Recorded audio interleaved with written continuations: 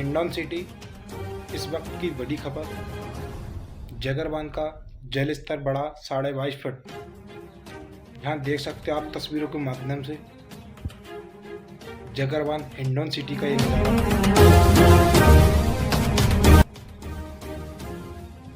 जगर बांध का जल स्तर बारिश के दौर को चलते हुए लगातार काफ़ी बरसात हो रही है, उसको देखते हुए यहाँ देख सकते हो जगर बांध का जल स्तर 22.5 फुट बढ़ चुका है।